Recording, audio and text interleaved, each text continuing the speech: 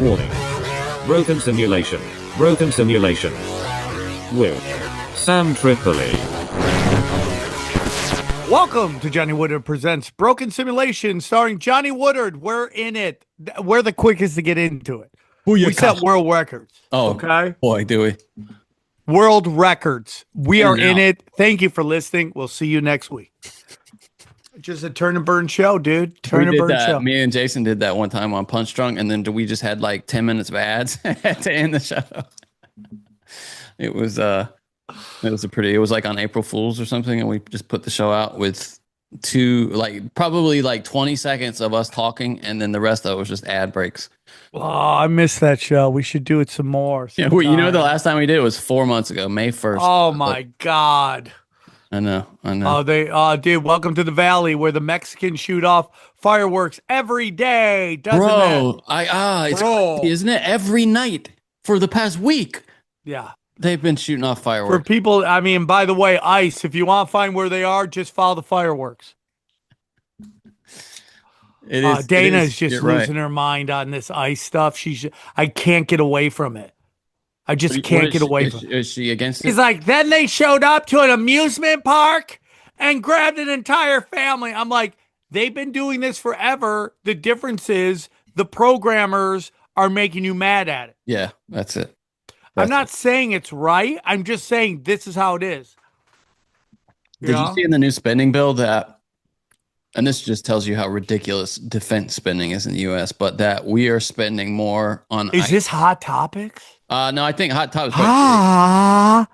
I was thinking DIddy or what was the Candace Owens thing, the phone call she got from. Trump. I love it. I love all of it. All right, well, maybe we just talk about it. But yeah, there was this. Go with the big bill.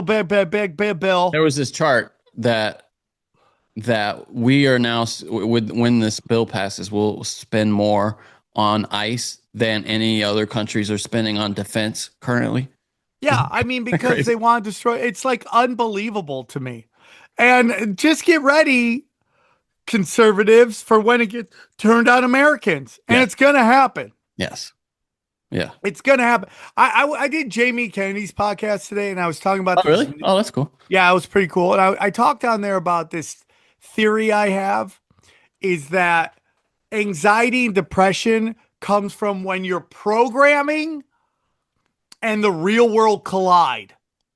Like you're brainwashing through your childhood, through your family experiences, through what your parents tell you, from what school brainwashes you. You get this idealistic view of the world, and then we release them to the wild, and it doesn't match up. And that's where the depression and anxiety comes. Your programming is telling you one thing, and reality is another thing, and that's when you start to freak out. So, I'm very anti-war. I've been talking about this for a while. I hate war. I think it's unnecessary. But I've come to the conclusion that this is the human race. I mean, I'm reading this book, Johnny. I went and bought a book on Alexander II after our show with Joseph P. Farrow. I go, oh, man, I really like that. I'm going to read about it. Bro, it is nuts. It is nuts. The czars of Russia, insanity, dude. I mean, it is literally Game of Thrones. They are just offing each other left and right. Death. Yeah, dude, so much death. Yeah. And dude, the great grandmother of Alexander II threw a baby in jail. Just a baby. It was literally a newborn baby. She threw it in jail. Well, yeah, I mean that happened in England. I mean, if you believe the story of the two princes in the tower too, there was two young princes that could have inherited the throne, so they were just locked up in the Tower of London. They were just kids, and they grew up going, "Why am I here? By the way, what did I do?" And they're like, "Shut up!" And then they offed them. Yeah, and they weren't good deaths that the people had back then either, dude. They didn't have not at all. Ugly. And they just czars offing czars, and it was all about the role. I mean, dude, I can't believe maybe Game of Thrones is based on Russian history. I don't know. But man, that would be a show. If you want to do a show on Russian history, it's crazy. So Nicholas I is basically the guy who, in a weird way, creates communism. It's not communism without God, but it's this complete and utter lockdown of the government and censorship of speech. Because what would happen was if the czars didn't play ball with the guards, the royal guards. They would assassinate them because they knew they had the power. Yeah. so they had to constantly be kissing these guards' ass, and then eventually they would get overthrown. So Nicholas somehow, on his first day, dude, his first day as the czar, has an uprising, and he just gets lucky and he wins. They're all the rebels are all drunk. They can't do anything. He uses a cannon. He beats everybody. Oh yeah, I know this. Yeah, I know this one. Yeah, I know the story. Yeah. And out of it, he basically goes lockdown. He creates the secret police, which becomes almost like one of the original intelligence agencies. They were sent into everywhere as undercover agents. Anybody talking anything would be locked up, thrown down. Can't talk. Killed art for a long time in Russia. And then later on, the Bolsheviks kind of picked that up, but they took out God. Yeah. Because back in the day, the Tsar was the Pope of the Russian Orthodox. Yeah. Boy, human history is just violent, huh? Well, that's what I'm trying to get to, is like this depression I get for how the Palestinians are being treated is really true. It's really sad. But the truth is, like, that's humanity. That is always, these psychopaths always do this shit. Yeah. It's actually unusual for it not to happen. Yeah, the exception is to be kind and nonviolent. Yeah. Right, 100%, which is God's Which plan. Is why I think there's some value to, you're hearing a lot. This very concerning, to me, is a very concerning thing that maybe I heard it like on London Real or Real or whatever the hell that podcast is called the other day. It was this guy, that Bustamante guy who was in the CIA, and he was talking to the host of the one with the hair. Yeah. And he was talking to the host of that, talking about how democracy is not even the best system. It's not an ideal to strive. Maybe we need like a totalitarian state. And I'm just thinking, like, have we really come that far where people are like, that's kind of a mainstream opinion now?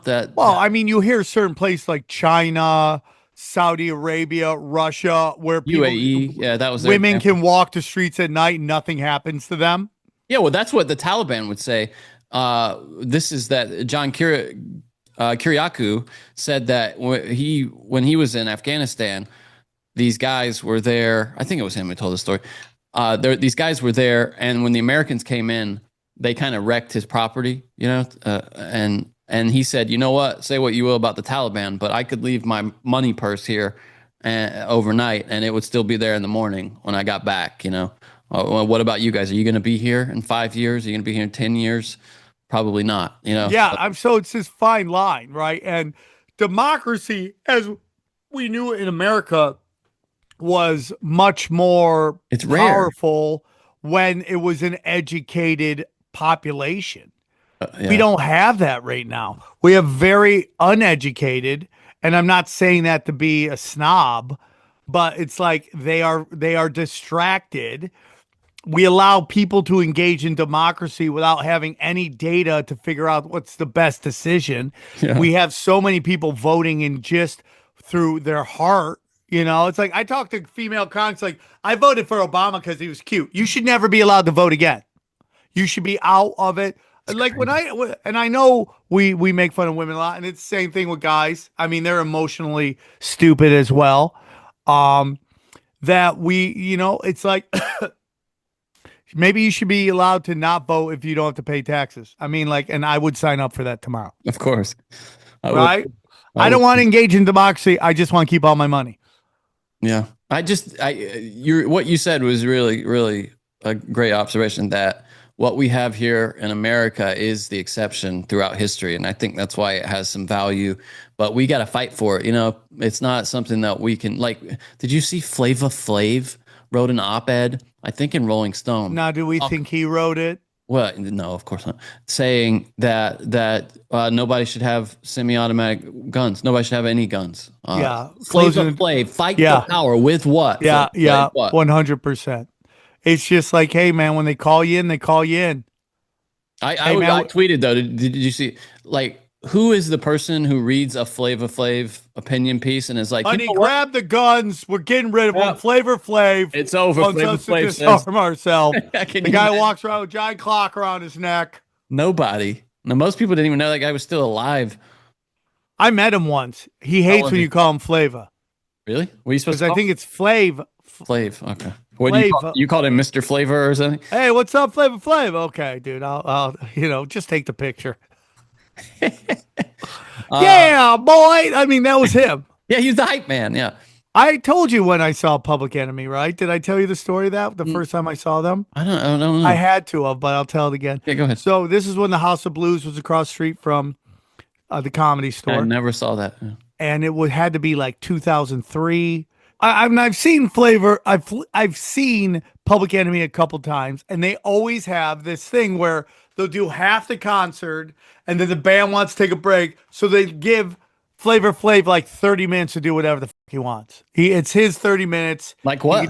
He can do whatever he wants. So this moment, this is fresh off the O.J. Simpson trial. Okay.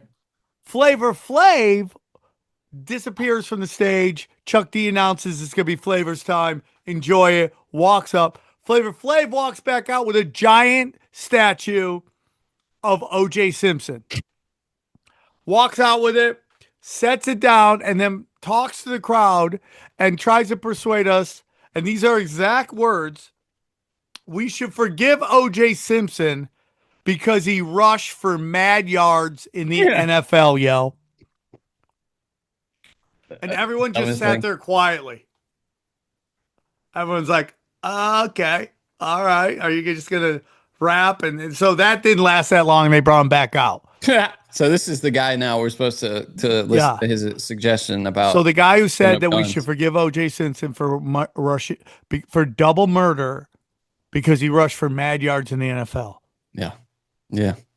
Isn't that funny? So now we have Diddy. Hot topics. Who is he got away with it. I mean, he really did. The word is right now, and a lot of people are talking that something else is coming. That legally on him? Yes. Okay, so what happened? So he was up on racketeering and sex trafficking. Yeah. And by the way, Johnny, like I've said before, I learned that you can't transport hookers over state lines. That's fine. I'm surprised you didn't know that. I didn't know that. You think I would be? You think I would know that? Yeah. But nope. You got to bang and release. That's what you got to do. Bang and release. That was like a thing they used to get the mob guys on all the time. If they couldn't get them on anything else, they'd get them on trafficking because they cross state lines. You know. So it's federal. So the judge, who I think is Armenian, he ends in IAN. I think he's an Armo. That's always an Armo. Yeah. So count one, racketeering conspiracy, not guilty. That was a maximum of life imprisonment. Count number two, sex trafficking by force, fraud, or coercion, not guilty. Minimum 15 years, life. That's crazy. That one's by just the description of the law, not even getting into and that just the label. That was Cassie. That one. That just the label of imagine being Cassie's husband and you hear that. Oh. They were the jury basically thought she was down to get freaky. That's crazy. Count number three. She's carrying your baby, and it's like the jury's like, nah, she's a hoe. Oh. She's a hoe. Count number three was transportation to engage in prostitution. That was guilty, maximum 10 years. That was also Cassie. Count four, sex trafficking by force, fraud, or coercion relating to Jane. Not guilty again, 15 years. And then count five, transportation to engage in prostitution, guilty, maximum 10 years. So the only two things he got were the transportation. He's looking at, she go back to back, and that's 20 years.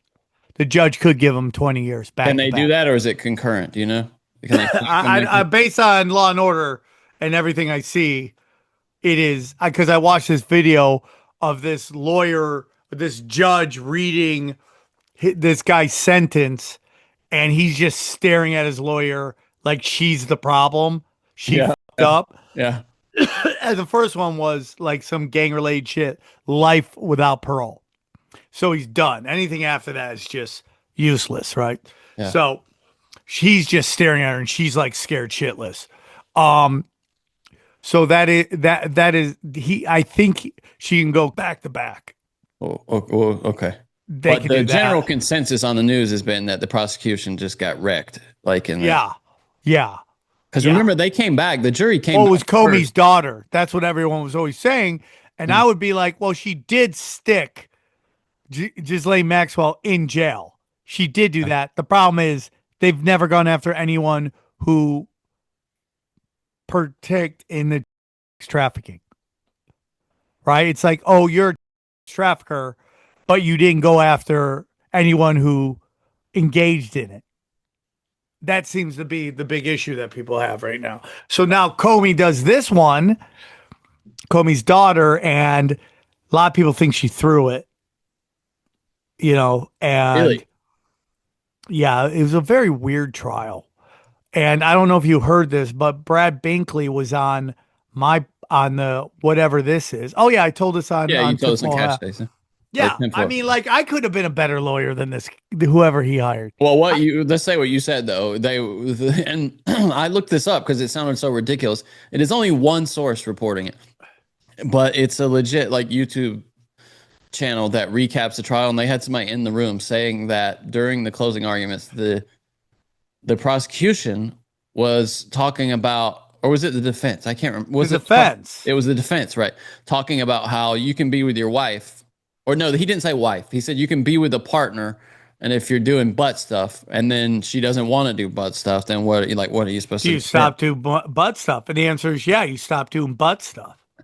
That's the answer. It's just crazy. But like, again, you couldn't call one witness that had a great time at the P. Diddy parties. That I would says a have had lot. that. I would have had a conga line of people going, I went there. It was fun. We all had a great time. Everyone wanted to be there, you know? Why do you I think don't they, see- why do you think they couldn't get that? because they knew it was, so they knew it was going to be they probably thought they were going to get off on everything.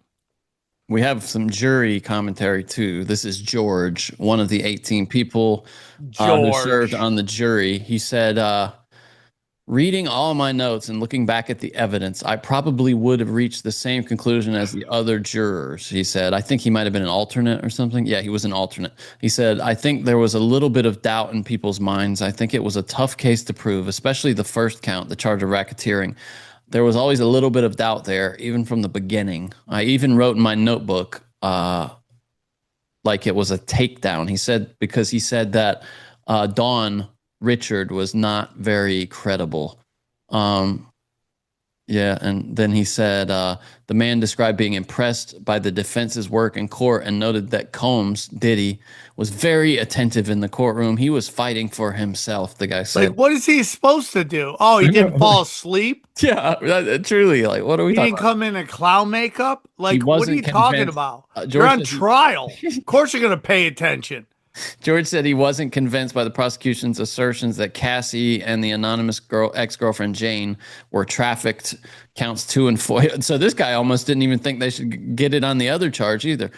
Basically, a bunch of fucking ratchet bitches came off as ratchet bitches.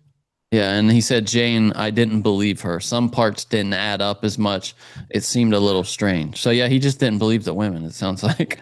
Believe all women, but not the women that accused Diddy of. And then he must not believe the rapper that said he blew up his car. Which is crazy. So what he said, it was actually pretty tame. It was just a lot of rubbing oil and stuff. It wasn't anything too graphic. And you heard people saying that we're doing like basically coverage of the trial because the mainstream media wasn't touching it because they're all controlled by the same people controlling P. Diddy. And they didn't touch it. And everyone on YouTube was like, this guy's getting off, dude. They're not proving anything. And to me, this was all about getting the P. Diddy tapes for blackmail. There it is. I mean, like, did Jennifer Lopez at all testify? No.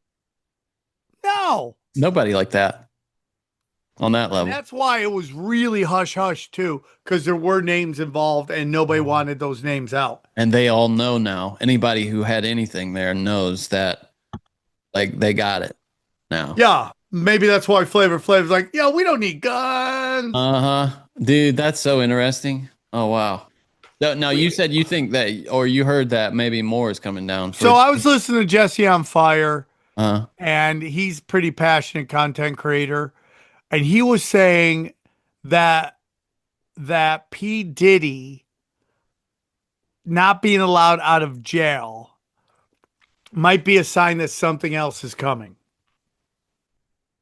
oh, so he's okay. So because they didn't let him out pending sentencing, Yes. he thinks there could be more. Yes. That's interesting because he's already. What could it be?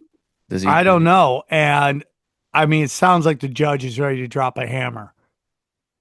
Well, I mean, there's only so much hammer they can drop. I mean, he's only convicted of those two. That's 20 years. That's still a lot of years, especially at his age. How old is he? 50 something? Oh, That means he doesn't get out till 70.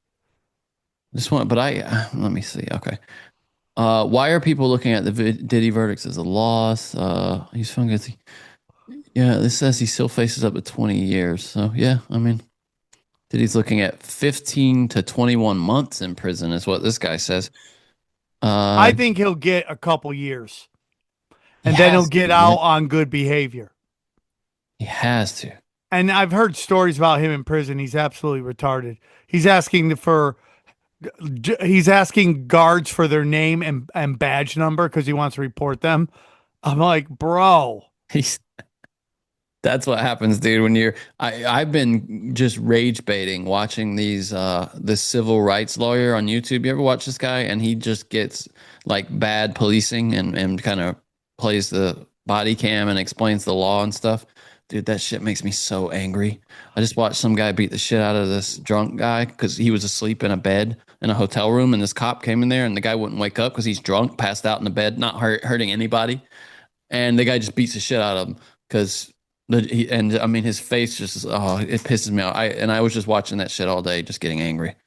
Well, I mean, being a cop is really hard. Yeah, but this guy, you can tell this guy is an asshole. Like this guy was spraying him in the face while he had him handcuffed with mace and saying, Johnny, did I ever tell you the time I was asked to do?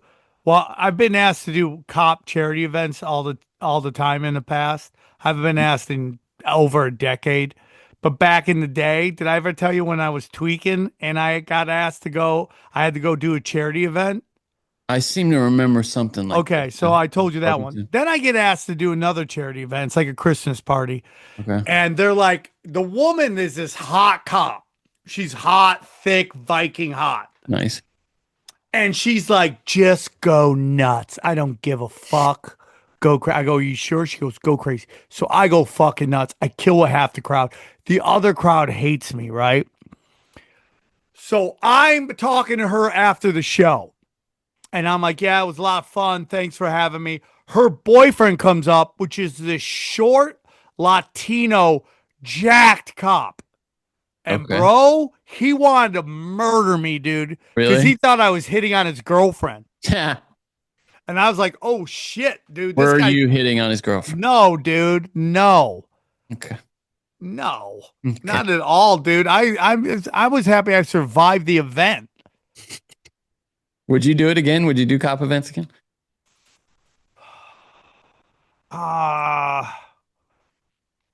Because Tough. my cousin's a cop, probably. But, you know, LAPD shady, dude. They're bad. The only reason you do those events is to get that card where you can get out of a speeding ticket or something. Be like, hey, I help. Yeah. Bang. I've done charity events for you guys. Let me go, please. Some lady that Jason Whitlock had on said, if I had to guess, more like an 18-month sentence for time served. I mean, there were gasps in the courtroom. It was crazy. That was Lauren Conlon who said that. So she was in the courtroom. So man, dude, if he gets less than a year or something, that's like something in that range. Yeah, but this is the real question. Let's say he got off and he does no time. He walks. Okay. What does he do after this? Like, his name is shit. Dude, he'll go right back to producing records. He wasn't doing shit before this. Or whatever he was doing. I mean, he's rich. He's got money in the bank. Well, I mean, there's lawsuits.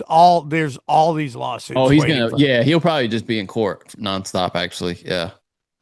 I mean, and that's a different thing. See, this is my whole thing about the Me Too and all this. When I see that the first case you do is a civil case, I don't believe you. Yeah. I don't believe you. But when you go to a court case first, then a civil case, all right, now I'm listening. But if it's, remember when Derrick Rose got taken to because him and his boys ran a train on this chick? Yeah. And she did it because she thought it would make him jealous. Imagine, that's woman's thinking. I'm gonna let all of his friends go ham on me, and then he's gonna get upset and want to marry me. So crazy, dude. Like, what kind of sick mind comes up with that? I don't even know, bro. It is so ridiculous. So ridiculous. Crazy, man. It's so crazy. So, Johnny, right now, you probably can't notice this. You don't notice. I have half a beard shaved. I have my side shaved here, and I don't have here because during the shaving, my razor just died. So I have a schizophrenic beard right now. You might not be able to tell, but it is really nasty. It's like, that's why all these are sprinkling out. And then I'm like, and it just died. I didn't want to say anything. That's really rude, dude. Just died. Because this is where the age comes into my face, is right here and here. Yeah. This is where you go, oh, you're old. Not that I don't look my age, but Razor couldn't take it, huh? Razor said, what are we doing? Done. You get to take this job and shove it, dude. And it's not even like I use it that much. It used to be an old sponsor of ours. Oh, and yeah. I was like, I like those things. Yeah. I do too, except for when they stop working. Yeah. You're sure they need to just be charged? It's just I'm charging right now. I'll give you an update next week. okay. Hey everybody, as we roll into summer, keeping up healthy eating habits can become challenging amidst barbecues, road trips, and just your packed schedule. Tempo makes staying on track effortless, offering delicious, calorie-conscious meals crafted from real ingredients and cooked and ready faster than you can pack your beach bag. Tempo, the official partner of the 2025 CrossFit Games, delivers fresh, chef-curated, dietitian-approved meals right to your door. Packed with protein, their delicious meals help keep you fueled and ready for your next workout. Tempo serves up fast, feel-good, single-serving meals that are crafted to cook in just 3 minutes so you can eat well without sacrificing taste or convenience.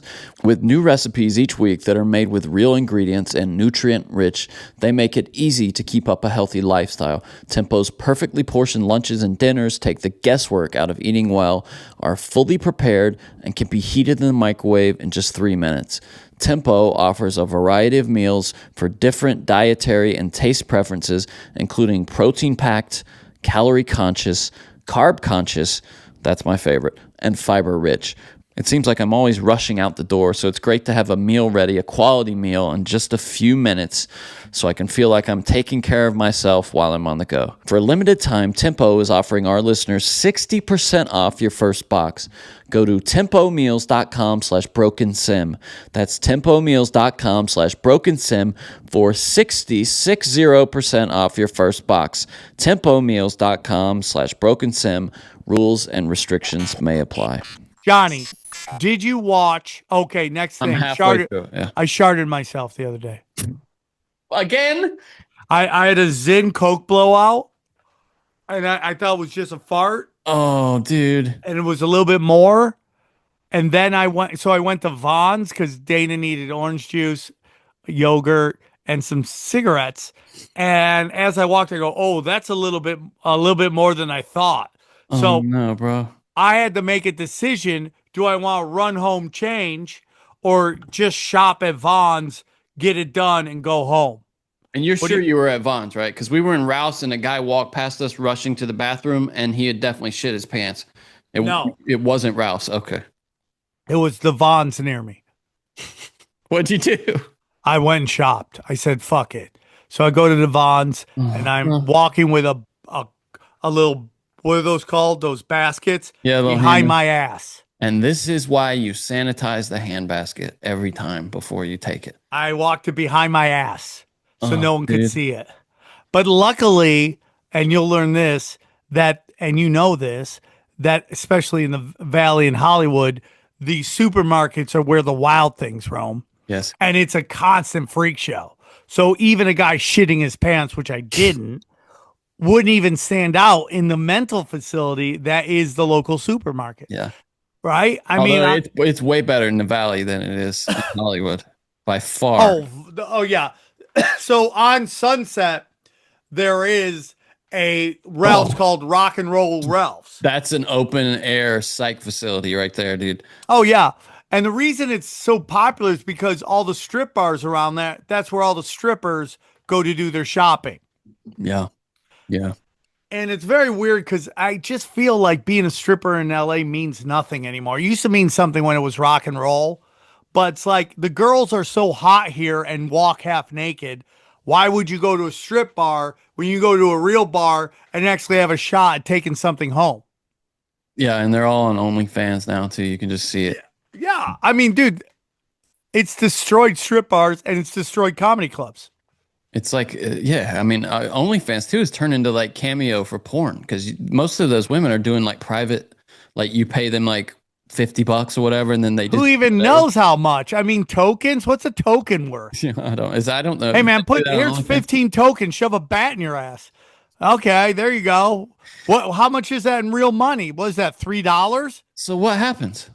You shit yourself. Now what? No, I sharted, which isn't a full shit. Okay. It's just like we got a little action back there. You know what the SH part is, right? It's shit. That's what. Yeah. So I do my grocery. So this is the worst part. I have 3 phones now. Here we go. This is calling phone. Okay. This phone, Johnny, this phone, never seen pornography. Well, who cares if you got the 2 other phones? Like, so this is just the calling phone, talking and text. This is the business phone, does not leave the house. And this is the social media phone. And it goes wherever the non-porn phone goes. So what's the point? Because the social media apps mine all your data.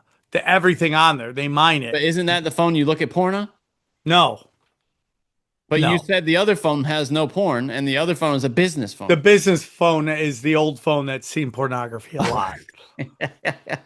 This one has no apps on it. The only thing I'm going to put on it is Waze. It's got Southwest. It's going to have Waze on it. It's going to have Southwest on it. It's going to have, my airline apps, and that's it. It won't even have Zoom on it. You're going to get that other phone too, right? I have that. I haven't done anything with it yet. Before you move on from the shit thing, have you ever seen the video of George Brett, the great baseball player, talking about himself? Have you seen this? No. You'll love this. So if you're listening, this is George Brett, great Kansas City Royals player. Back when the Royals won a World Series within the last 10 years. When he was a coach for the Royals, talking about shitting his pants here, like when they're warming up at practice. Here we go. Pardon. The left side. I shit my pants last night. I did.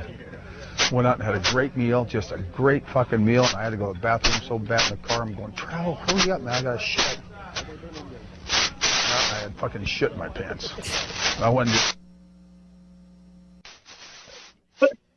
Probably dropped a couple N-bombs right there. They just, we couldn't understand what you saying. Twice a year for that. When was the last time you shit your pants? Yeah. Been a while? I was in Vegas a couple years ago. Just an honest to God true story. Staying at the Bellagio. I went over to the Mirage for dinner, met some friends of mine over there. Went to Kokomo's, a great little steakhouse. The guy brings out some fresh crab legs. These just came in, I got to give them to you guys. I'm eating them. Then we go play gamble a little bit. So I had a tea time early in the morning. So I said, look, I got to get going. I'm walking back to the hotel. I get 3/4 of the way out of the lobby, and all of a sudden I go, oh, and I'm standing here like this. I got my butt pinched so fucking, I can't move. All of a sudden, that's the worst feeling ever. Felt all right. I went just like this. Water. I had some food poisoning from the crabs. Take off my leather jacket, tied it around my waist, and I'm just standing there, and it's just running down my leg. I got jeans on, black bucks, no socks, and I just start fucking walking. Every time I'm walking, something's coming out. It's water, straight fucking water. Then, to show you how sick I was, and then I'm standing outside, and I got on my cell phone, and I called the guy. I said, Larry, you won't believe this. I'm standing outside the fucking Bellagio. I can't move. I got shit everywhere. I shit all over myself. And Larry's about a 48 waist. So he brings me over a pair of pants and some towels. And so he comes over and he meets me where I tell him where I'm standing. He finds the closest bathroom. When you go up the escalator, you go into I can't get in the elevator. It's 12 o'clock at night. You know? So he goes in, he finds the closest bathroom in the lobby of the hotel. And then I get in the escalator and he kind of pretends like he dropped something so no one gets behind me. Tells me where it is. I go in there. He goes and gets the towel all wet for me, throws it over the stall. I take off all my clothes, just wipe off, leave my shoes, left my shoes, my pants, everything right there, the towels right there in the stall, and I'm walking barefoot with my shirt and his pants that are 48 waist through the lobby like this at midnight. Got up in the morning, took the most perfect double tapered shit I've ever had in my life. True story. That's George Brett right there. Dude, and someone found those shoes and threw them out and didn't realize what kind of gold they had right there. You could have sold George Brett's shit covered. Yeah. Shit covered shoes. Oh. Someone just threw them out. Or they're like, dude, I got these nice shoes. They're just I just covered got in to shit. clean them. I just got clean them. It's good to go. One of the funniest stories. I guarantee you there was more to it than that. I bet you he was absolutely shit-faced. Or coked out of his mind. Something like that. Because you don't just get food poisoning like 30 that minutes. quickly. Yeah. It doesn't happen. I guarantee he was coked out of his freaking skull. Probably did a bump as he was going over, and that bump gave him a coke blowout. And Is that a thing? Is that a thing? Dude. A coke blowout? That's funny. Dude, you'll talk to people who did coke, and they just the thought that the coke is coming, they have to run to the bathroom. That's why I say with these Zins, I'm like, yeah, I just had a coke blowout in the bathroom. Oh, the Zans, dude. What are we on now? How many? A couple a day. I feel like that guy gave you the green light on tinfoil the other month, like last month. He was like, oh, yeah, nicotine's great for you. And you were just like, okay, it's on, baby. Everything I do addictive. We got to get. I was thinking we were recording this week, and when you do the Zens on the show, you make a lot of noise with your mouth, and I think we got to get you like a cough button or something because it was like a lot of putting it in. I can hear, and then you were like, a lot of like. Well, I'm fat. That's why I'm breathing heavy. Yeah, but it was. I watched you. You put the Zen in, and then you started like.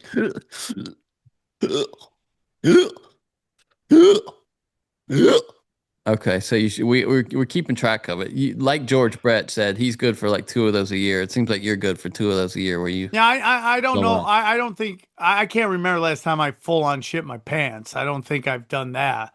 But occasionally you'll have those coke blowouts. I haven't had even an accident.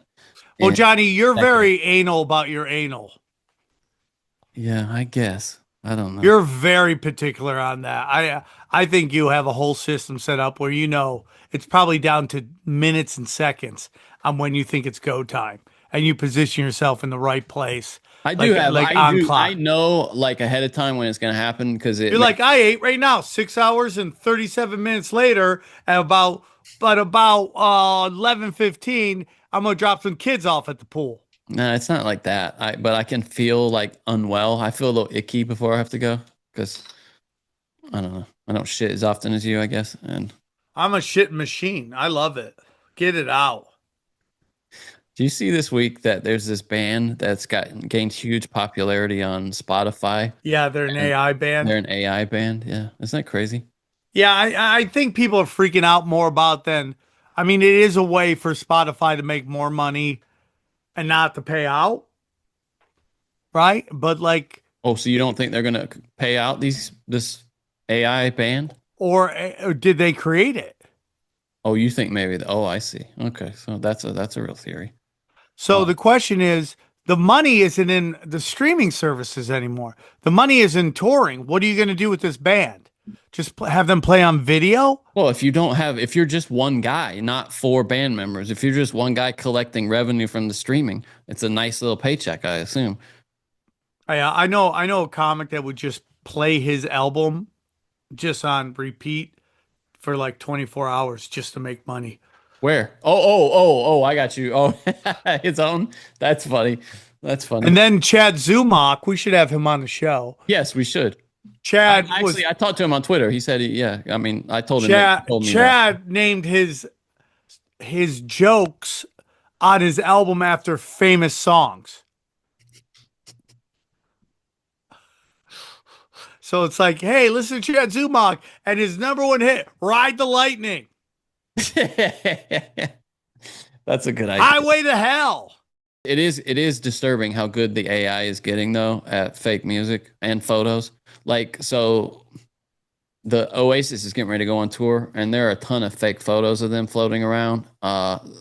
Like supposedly like, oh, they were here in Wales at some bar, but it's not them. But you can't. It's really hard to tell that it's fake. It fooled a lot of people before. Lying is way too popular now.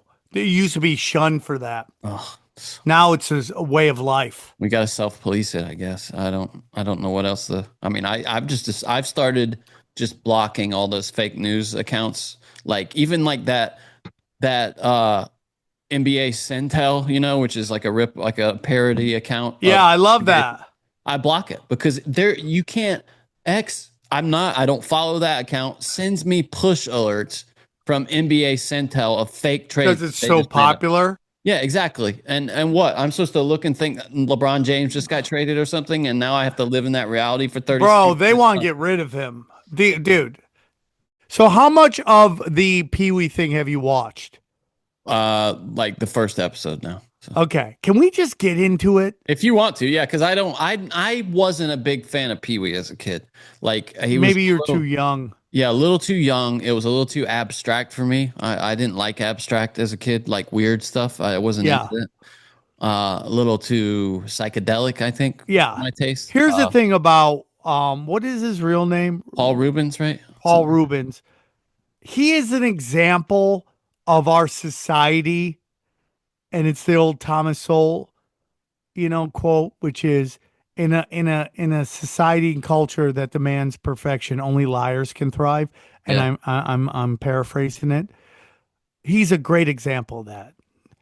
Like, he's a guy that tried to throw a bunch of stuff at the wall, nothing hit. So he plays this kid's character and it explodes. And he is everything. I've met so many of these guys. And the thing that you'll notice, Johnny, when you watch the second episode, if you do it, the tone completely changes from the first episode to the second episode. Because as they get to the darkness, okay, the dark part of the story, he doesn't want anything to do with it. The first episode was bumming me out already. The first episode was. Well, because you could tell he's a micromanager. Yeah, he's a proud guy. Yeah. And he micromanaged the story to make it seem fluffy and flowery. And it was just a giant tale of gay. Yes. It was and selling of it is through his vision of how he was. I didn't know he came up through groundlings and everything, though. Oh, yeah, dude. So often with kids, with people who fall into kids' entertainment, so many times they're just failed at everything else, it seems like. And then they're like, well, guess I'll do that. I mean, and I say this 1,000 times. Anybody in kids' entertainment that doesn't have children is suspect to me. And I mean universally. I don't know why. You'd be like, oh, there's a lot of money in it. Okay. But why did you come up with it? And it's really, especially men. It's shady. Yeah, I get women. Maybe you're naturally got maternal instincts and stuff. Yes, but guys, it creeps me out every fucking time. Well, especially him. I always just found him creepy, honestly. Well, and this is what we get into when we talk about queer theory and how like there's this famous video of this professor basically debating an entire class on the history of queer theory. And he says its roots are pedophilia. Oh boy. And do you got to beep that? Yeah, I will. Yeah. Okay. Well, he says it's the roots of blah, blah, blah. Right. Yeah. And he brings up all the kind of the forefathers of the term queer theory. And he quotes their books, and it's all in there. So you have this guy, Paul Reubens, who lets you kind of look into who he really is. I've met this dude 1,000 times in LA. The corporate, hey, guy, slitting throats, dude. Slitting throats. Is this that's it? it. You want to watch it real quick? Yeah, watch it. There we go, dude. And I don't know how much that you're going to be able to put on YouTube, which is hilarious because that video has a ton of views on YouTube. Yeah, right? 70,000 views. Yeah. And dude, there's multiple versions of it everywhere. We would love to get 70,000 views. What do we got to do to get those views, dude? We got to talk about that stuff. Come on. Let us dance, YouTube. But yeah, that is it. So when we go back to Paul Reubens, there's things that you see in this video that are a window into his soul. Like him laughing off that he would step on anybody to make it. I mean, he would talk about how he was laser focused on making it. Well, dude, that first boyfriend in that first episode that he stole the Pee Wee persona from, he admits to that. He's like, yeah, that guy used to say like, oh, this is really flavorful. And it's like, and you see where I got that from. Like, and then the guy's there at the show, and then that night he dies. It's really? Like crazy. Oh, I haven't gotten that part. Oh, that's crazy. So then they play the video so in the second episode, Paul Reubens basically pulls out of the project. Oh, really? He can't control it, and it's getting to the point where he's really upset. So he stops participating in the doc. See, I was wondering after the first episode, I was like, why is everybody so into this? Because I wasn't feeling it. Well, I'm watching with Dana, and she's like, this is so annoying. This first episode is so annoying. I thought it was too. Yeah. And it was just a part of my childhood, so I was watching it because I loved Pee Wee's Playhouse. I loved the movies when I was a kid. But then I realized like who this guy is. And then the second episode, he starts diving in and he's like, I'm running hard. We're doing all these episodes. And then he starts talking about how he's like kind of hiddenly positioning homosexuality in his show. And that's what everybody gets really upset about. That's what we're talking about. You are doing a kid's show. You don't need to put that in there. No. And it's always under the excuse that I'm going to do it for gay kids. Get the fuck out of here. Okay? You are being subversive. That is what everybody talks about. Is a subversive. Okay? There have been gay people since the beginning of time. They didn't need television and movies and stuff to introduce to them ideas that they may not be ready for. Okay? A gay will find a gay. And that's why I push really back against the super conservative side that is so anti-gay. I go, you're just creating blackmailing schemes and you're going to lose friends who can't come to grips with their sexual orientation. And I've lost at least one, I would tell you, that could not get out of his own way. And he was a crippling drunk and died. Because every time he got drunk, he'd do gay shit. And it's just like, I don't care. And then, you get into like Phil Hartman was essential to the building of Pee Wee's Playhouse. And then he got no credit for it. He got nothing. He didn't make any money off it. And that's why he ends up leaving for Saturday Night Live. He's like, fuck this, I'm out. And he stopped talking to Paul Reubens. So then he gets busted hanging out with a guy that actor got busted with everything. And is that the theater thing? Does he get into that? The movie? Yeah, he does get into that. Now, I will tell you, I don't have a problem with him doing that stuff at a adult bookstore. Yeah. Guess what? There's no books in the adult bookstore, everybody. Okay? That's where people went to go get weird. Let them go get weird. All right? But again, we're getting into this thing with these people who want to be around kids. Yes. Yes. And Paul Reubens is that cutthroat shark that you hear about all the time in Hollywood. And the only reason we were cool with him is because we loved the character that he played, which was not him as a person. And it gets really weird because it engulfs him. And it's like, Ice Cube, Andrew Dice Clay. I love Andrew Dice Clay. He's a fucking all-time great comic. I agree. But it's very weird when a persona takes over your essence Yeah. and your brand, and you become that character. It's super weird. Yeah, it's funny. You know, there's this, I can't remember. It's So he keeps getting real, as you're trying to find what you're talking about. He keeps getting chances and he keeps fucking up. He keeps getting chances. What do you mean? Like he would get, like Hollywood would let him back in, and then he would get busted doing something else again. It's Updike who says that celebrity or fame is a mask that eats into the face, and that's really kind of exemplified. It like, you know, when whatever the face is that you put out that makes you famous, it kind of degrades your soul. You know what I mean? It like becomes part of you, and you kind of feel pressure to. Well, it's like I was talking with Jamie Kennedy today. It's like authenticity. You hear Eddie Bravo talk about it all the time. Authenticity is the highest frequency. Positive energy is being the most authentic you. And you can recognize it anywhere. You can feel it when somebody's being that way. Yeah, I totally agree. And he wasn't.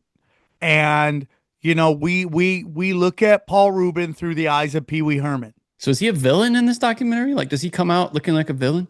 No, he comes out looking like a flawed character. Just troubled. And on his last day of life, he makes a video for the doc saying, "I didn't do it, and you don't know what it's like to be seen as that person." Now, I didn't do what? The charges of being a pedophile. Oh, okay. Now I'm gonna give him the benefit of the doubt. I didn't know he was even accused of that. Yeah, that was a big thing. They found supposedly all these images at his house, but the argument was in court that all these things that you found in his house, you can find in college libraries because it was considered like art. And so they got rid of all of it but one image. And the one image is what the DA, who just kind of was looking to get reelected, stuck him with. What can you say what it was? It was just some like gay version of Tiger Beat magazine, but it was like there was a debate whether he's 18 or younger. Oh God. Okay. But it's like, he really lost me when he's like, I got these gay themes into the show. I go, that's not what you're supposed to do, dude. No. It's supposed to be asexual as possible. Yes, the female lead had fat cans that we all stared at, right? That's completely different. The kids don't have sexuality yet. Let them. It's just like for my own life to be introduced to pornography. It's so early, dude. It destroyed my life. It's bad for you. Yeah. Bad. It's destroyed my life. And that's why I push back on all this stuff when they want to have trans reading to kids. It's like you're introducing advanced algebra to kids who are working on ABCs and 1, 2, 3s. Yeah. The young mind just doesn't know how to integrate those kinds of things. It's like sensory overload. I've seen it in my own life. My daughter plays Xbox now. You know what she doesn't do? Play with her toys anymore. Oh, dude. Yeah, my nephew, same way. Yeah. So I feel like we've kind of robbed her of her childhood in a weird way. Yeah. Yeah. She still runs around with dolls, but as soon as she gets to the house, all she wants to do is play play the PS5. Now, I don't really get mad. Dana's not happy with it, but I don't get mad because they can't go outside and play because it's LA. Yeah. If they could go outside and play and they said, "I got get the F out of the house." Does that worry you? Because I assume you grew up somewhere where you could go outside, right? Dude, I was playing when my mom's like, he didn't play that. I go, Mom, I was hanging out with the next door neighbors at 3 or 4 years old. Yeah. I mean, I didn't come in the house often until it was nighttime, you know? You just go out. I was out running around. Yeah.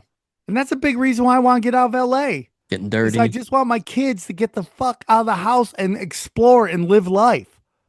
Yeah, I wonder about that. I do wonder if that's safe, like healthy. You know what I mean? Growing up, sitting at home? No, it's not. That's why kids are all chunky now. And then, I mean, it seems like RFK Jr.'s had some victories now with these companies who are taking the dyes out. He cleaned up his stance on the everybody has a wearable thing. He goes, that's not what I meant. I said it wrong. Okay. It's just this thing that could track your health if you want to wear it. We are getting some victories though, right? On these like dyes coming out of foods. And I think he has to play a game. People have to understand something. In order to survive at that level, there has to be a game played. You can't have all the wins. completely, yeah. Right? So when he comes out and he's like, mRNA or vaccines are good for you. Well, he has to do that or else they would take him out. But so now what he's going to do is put a giant warning on them.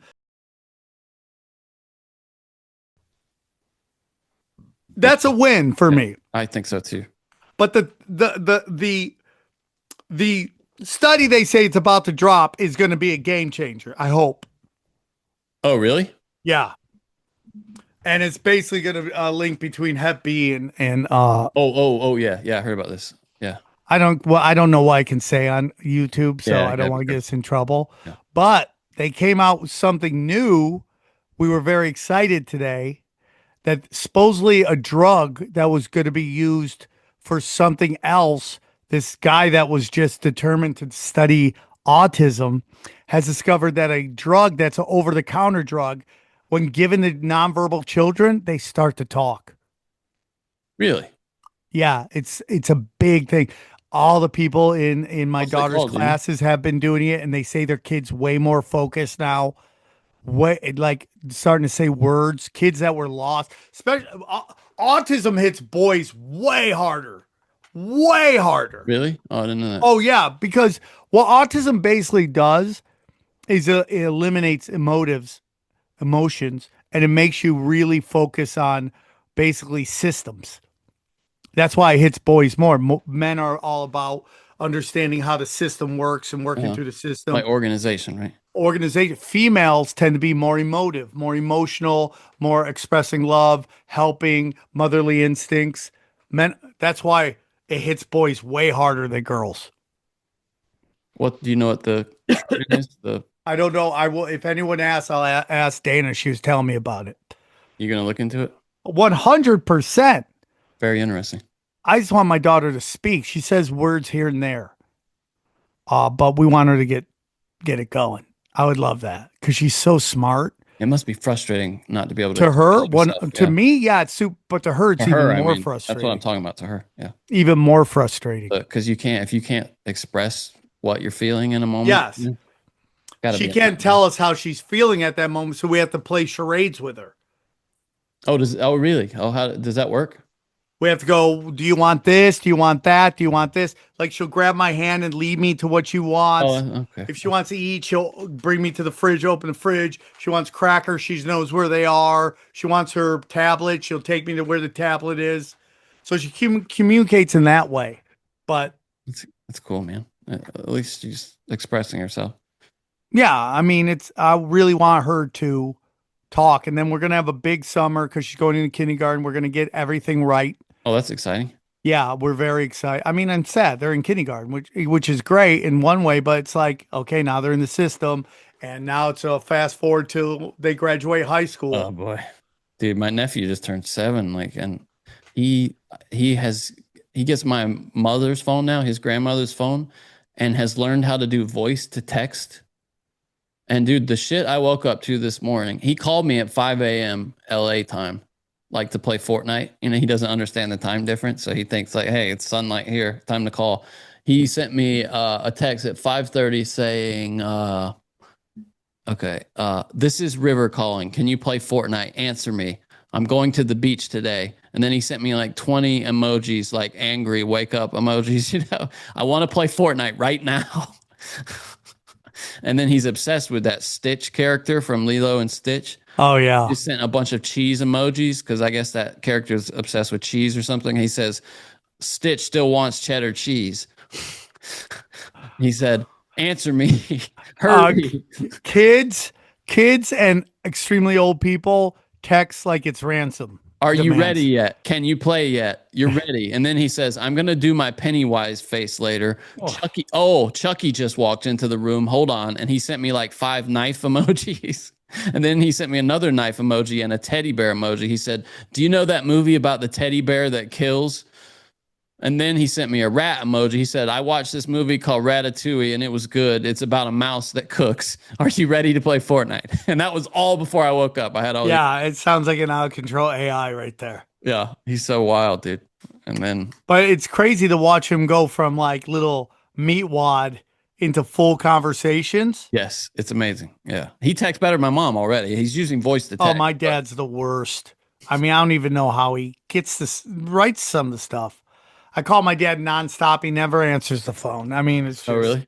Yeah. It's funny. Crazy, dude.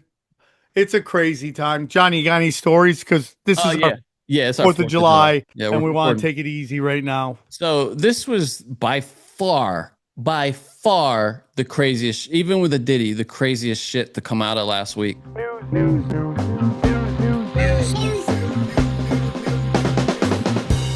So Candace Owens goes on her show and tells the story of getting a call from the president that is absolutely insane. Now, Candace Owens, if you don't know, is the one who brought us the story in the most in-depth way on Brigitte Macron, saying that, you know, she's a fella.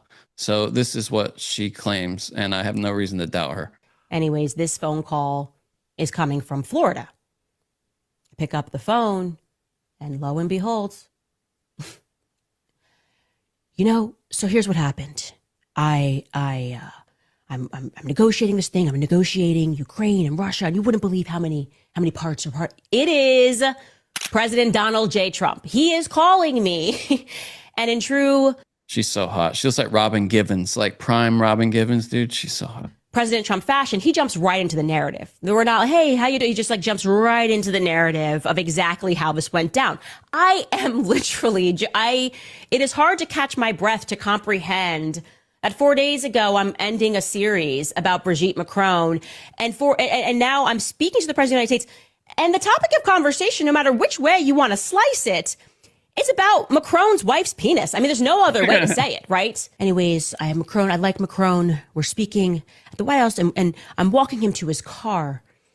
And, you know, he says to me, Mr. President, can I speak to you for a second? I say, of course you can speak to me about anything. What's going on? And Macron wants to have a little sidebar. What's going on? And then Macron says to him, Mr. President, do you know Candace Owens? And I say, yes, of course I know Candace Owens. What's going on? And then he continues his narrative, and he tells me that Emmanuel Macron is requesting to his face that I stop speaking about his wife. And one of the things Trump said is like, you know, he tells me, you know, she's old and this is really, really impacting her. And then he said, you know, I saw her, you know, I saw her up close and she looks like a woman to me. She looks like a woman to me. I had dinner with her at the top of the Eiffel Tower. And I explained to him that she has had this amazing doctor who specializes in transgenderism surgeries or feminization procedures. I'm talking to the President of the United States about this, guys. So crazy. This is crazy. This is wacky. And I said to Trump, and I will be honest, that at that moment I realized that one day this is going to go into my autobiography. And so I got to say something funny. And I said to him, you know, respectfully, Mr. President, it's not my fault that he married someone with a penis.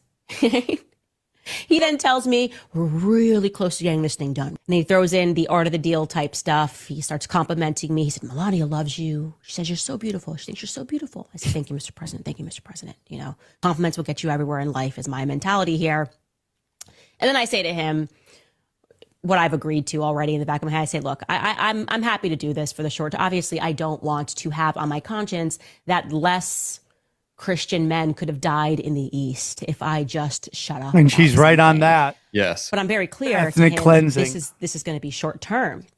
And that I fully expect that in a few months, I will be able to speak about this. He was about to commit to that, but then it felt to me like someone in the background was like, no, we need this conversation to stop altogether.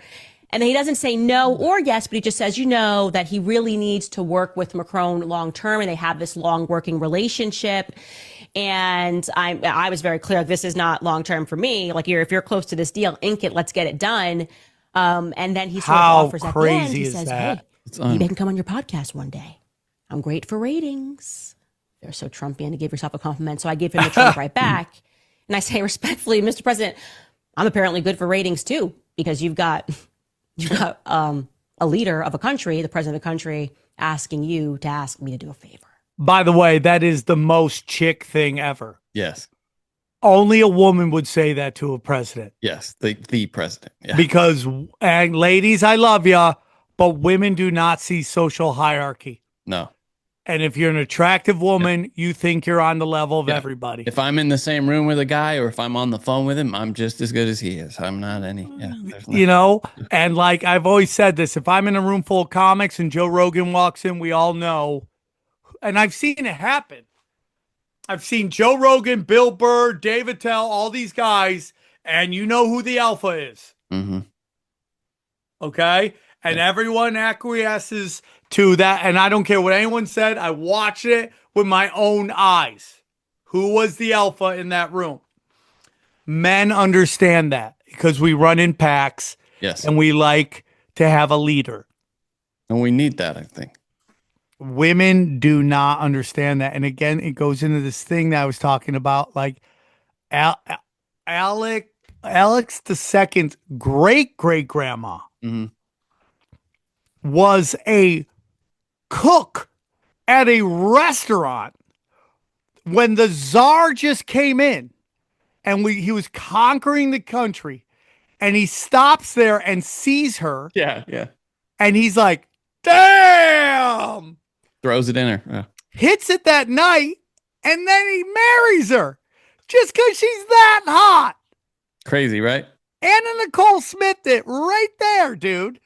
Major jump up. Major jump up. She went from line cook to the Queen of Russia. It's unbelievable. That could only happen in Russia too, dude. Not in England. You can't. Well, I mean, what about the redheaded prince who married the chick from Deal or No Deal or whatever that show was where she had the suitcase, right, where there's allegations of escorting. That's completely. I mean, you just had it in the 20th century where a king had to abdicate because he wanted to take on a different. There was a South Korean royalty. She stepped down from royalty to marry her husband. Yeah. It's where Russia, they kind of had a little different philosophy about that. So wait, so this story though, this is insane. But I have been kind of ambivalent about that story, but this confirms it essentially, right? It must be true. I mean, it's 100% true. Yeah, it must be. Because if it wasn't true, she wouldn't care. Yeah. Although now tell me, does that go contrary to what you normally say though, where people, when they're accused of stuff, if they're innocent, they would like cry? Well, you go, let's say it's not true. Go, it's not fucking true. And then you move on. Yeah.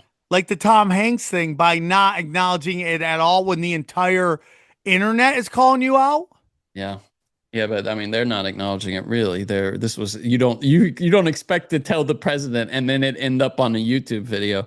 You know, you tell the president on the way to the car, and then now Candace just puts him on blast for millions of people on YouTube. That's rough. But he must assume anything he says will make it to the news. Yes, dude. At that point, you have to really understand that. So what do you think though? Here's my question. So what is her end game about continuing to talk about this? What would happen to Macron and his wife? Like, does she want them to just admit it? Would that please her? I guess it would, right? Or is she trying to destroy them? Like trying to make it so he has to get taken down for this? Do you get what I'm saying? What is the end game for her continuing to talk about this? What's the goal? Well, if it plays to her base that thinks there's a trans agenda. Okay. And they believe in that there's witchcraft involved, you know? But what's the goal? To get them out of office, I guess, right? No, the goal is to talk about how this is way more prevalent, because this all comes on the heels of the Michelle Obama stuff, you know? And this is just a weird... the accusations, you mean? Yeah. And this is just kind of like, well, it's happened over here. Why couldn't it happen here? Yeah. All right. Okay, a couple things. So Paramount is going to have to pay Trump for that 60 Minutes interview that of Kamala, where they just did a work on it to make. But why does he get money? Because he's the one who brought the suit. They treated him unfair because he was her opponent in the campaign. Paramount has agreed to pay $16 million to settle Trump's lawsuit over the Kamala Harris interview on 60 Minutes. That was deceptively edited. The agreement in principle proposed by a mediator includes plaintiff's fees and costs, except for fees. Includes plaintiff's fees and costs, and except for fees and costs, will be allocated to Trump's future presidential library, Paramount Global said. The lawsuit, which was filed, sought $20 billion in damages. So he comes in a little short of $20 billion. I wonder how he calculated that, $20 billion. The settlement will include a release of all claims regarding any CBS reporting through the date. How funny is that? So as part of his agreement, he has to agree not to release any possible other actions he could do against CBS up to the date and like of the settlement. to them, 16 mil isn't that much. Yeah, it's nothing. No, they're sneezing. Even though they're dying, they're just gonna morph into something else. They'll just get bought out by. Yeah. They're gonna turn to a studio and not a network, right? They're just gonna be producing, and they've tried to get in on it with Paramount Plus. That I've seen my favorite shows on there, which is Ink Master. South Park's on there. That's what did you see? South Park. They're doing this. Paramount is doing this. I guess it's like a merger between them and Skydance Media, and people were wondering like when's the new South Park coming out? It got delayed. So the guys at South Park put out a statement just yesterday talking about why they're being held up. Here it is. In response to the press release from Comedy Central about the change in premiere date for South Park, Trey Parker and Matt Stone said, "The merger is a shit show and it's fucking up South Park. We are at the studio working on new episodes and we hope the fans get to see them soon somehow." So they're pissed. I guess something with the merger made it so that they couldn't put the episodes out yet. And South Park's the guys at South Park are angry. I'm surprised they haven't gone on to their own. Well, they were going to do that, and then Paramount came in with the huge payday last time. In fact, they had already launched their own website, southpark.com, I think it was, where they were putting the episodes. And then Paramount came in with that massive offer and just basically told them you can do whatever you want. And they accepted it. But yeah, I thought that was interesting. Trump getting paid there. Liam Gallagher, Oasis getting ready to start that tour. I mentioned it earlier. I was up early the other morning, and Liam Gallagher will just tweet crazy shit. He's getting ready to play in like South Korea sometime soon, and he just tweets out the words "ching chong," just "ching chong." Yeah, I love it. Nothing else. And dude, they are so pissed. They really want to string this guy up for that. Like he had some kind of racist intent, and you can see his first few comments were like, people were like, "Oh, come on, Liam, we didn't think you were racist." And he's like, what are you talking about? I'm not racist. I love everybody. And they're like, "Yeah, right, dude." And dude, he's just getting wrecked by people with no followers. I mean, millions and millions. I made the mistake. He's getting annihilated.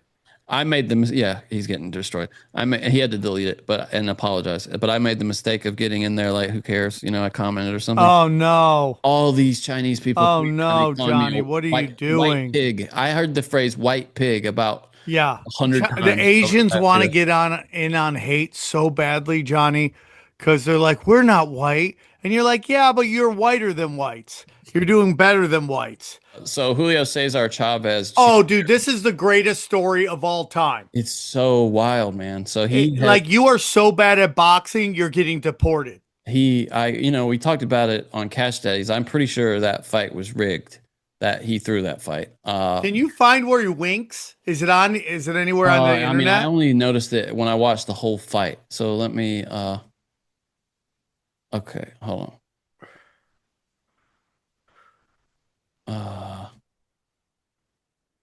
Let me see if they. Then we gotta go, dude. Okay.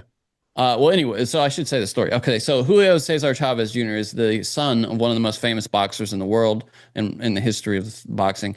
And he was also a boxer, not a great boxer though, not like his father. He had a lot of talent, but he just didn't do that. And he just lost to Jake Paul. He threw like 18 punches through the first, I don't know, 6 rounds, something like that. And then at the end showed that he could have been doing more. And I think it was fixed because it was the fight that Jake Paul needed to get ranked so that he could fight for, I think it was the WBA or the WBC. And I think he's title. in trouble, dude. Oh, if he fights somebody real, he's going to get I think he's in deep trouble. So if he then after actually the fight, fights that. the week after the fight, he has been arrested by ICE and charged or deported on or brought up for expedited removal rather for let me see, for his alleged involvement with the Sinaloa cartel, trafficking arms, ammunition, and explosives, according to DHS, and lying on his visa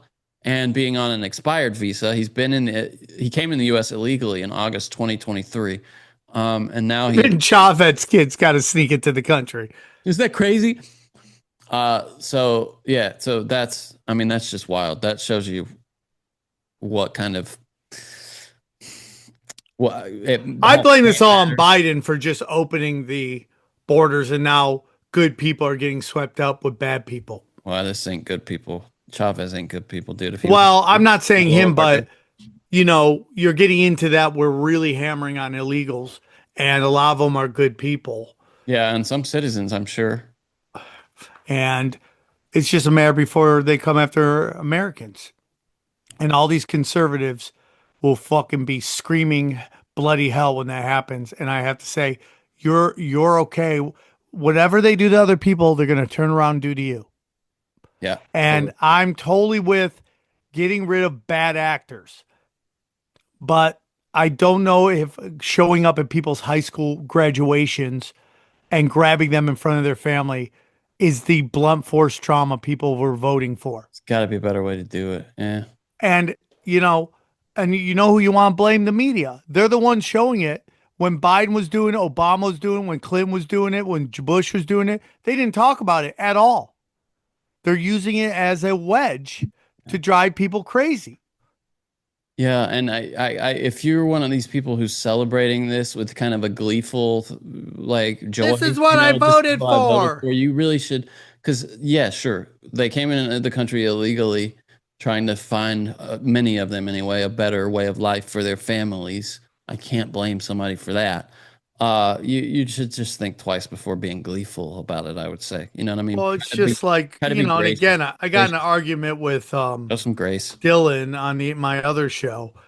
And it's like this notion that Americans won't work fucking jobs is just absolutely stupid. Oh, dude, we've seen it already. I was telling him I went through Wendy's at night and there was a 55-year-old handing me my food. Yeah, dude. We just saw it at this chicken processing factory where they wiped out the jobs. ICE did, all the employees, and there was just a line around the building the next day of legal and citizens trying to get those jobs. Yeah, who were unemployed. Yeah. So yeah, it's now we'll just do a quick speed round here. This is from Fox News. Biden claims he's getting calls from European leaders who want him more engaged in the Trump era. If you believe that. No, but I don't believe any of it. Which Biden are they calling? Black Biden, Nephilim Biden? Which Biden is being called right now? Bicycle legs Biden. NYC mayoral candidate Zohran Mamandi has identified as Black, Asian on his Columbia application. Well, I'm Blasian too, so I get it. But I'm also Russian too. I'm Russian Armenian. Zohran, this guy is, a video got passed. People are saying he's not a communist, and then this video got passed around this week where he's talking about the next step is seizing the means of production, which is just straight out of the Communist Manifesto. Yep. He is a communist. Michael Madsen of Kill Bill, Reservoir Dogs, and other films. He died only 67 years old. Rest in peace. Rest in peace, brother. You lived a wonderful life. What a blessing. You didn't have to go through the bad old years. You rocked really hard and had a good time. Sending love and prayers to his family. Yes, according to Vice, people with swamp crotch are setting off TSA alarms. People with stinky crotches flying through airports are setting off TSA alarms in great numbers. And then the final story. How bad is your crotch? That you're Dude, there's a setting- hilarious video gotta be bad. there's this video of this teenage couple. They do this weird kind of throw where her crotch goes right in his face. Oh. So there's always these remakes of them with either old couples or fat couples, and they try to do it. So this Filipino couple does it, and he flips his wife, and his wife's face goes in his crotch, and he starts throwing up. Starts dry heaving. Now, if you go, that's fake, okay, why are you putting out a fake of your wife having a fucking sewer down there? Yeah, I guess. And why would she be okay with putting that out? That's even crazier. It's horrible. Anything for clicks and views, dude. Yeah. Last story. So more and more people now are using AI for legal services. This guy in Ontario had $32,000 in cash seized from him in one of these police seizure situations, and he used AI to do his legal arguments. And AI just made up fake legal precedents for him to use in his argument. So he lost it. He got the money. They were able to keep the money because he used AI instead of hiring an attorney to get his money back. It was like making up, the AI was just making up court cases, and he was handing them in like he knew what he was talking about. You know, he was like, yeah, according to blank versus blank in 1973, this is an illegal seizure of my property. And then the judge is like, dude, I don't know what you're talking. That's just a made up case. You're trusting fallen angel voices to guide you through a legal thing. After that, by the way, you probably, I think so. if P Diddy use AI, you probably have a better lawyer. Well, he's getting away with it. What do you mean? He's not getting away with it. We don't know how many years he's getting. We'll see. I mean, for what he did, he sure is getting away with it. By the next time we talk, I will have seen Superman. I'm pretty excited about it. I'm excited for that. I gotta go see the Formula One. There's a bunch of good, dude. It's good. A bunch of kids stuff that I gotta go see. It's good. By the way, this Topanga Mall is so badass. That's like a hidden gem in the valley. Yeah, for sure. Sick, dude. Yeah, it's nice. They have this place in the food court that is like Fogo de Chao, but in a food court. Called like La Vaca, I think, and it's Brazilian, where they shave you off as much meat as you want and they weigh it, and it's got a whole salad bar and everything in the food court. I'll go there if you want to grab lunch one time. Oh, dude, let's do it. It's great. All right, I gotta go. That's it. What's the word? P Diddy and the fam. Who you know do it better. All right. Bye, everybody. Bye, buddy. We'll be in the studio next week, everybody. Bye-bye.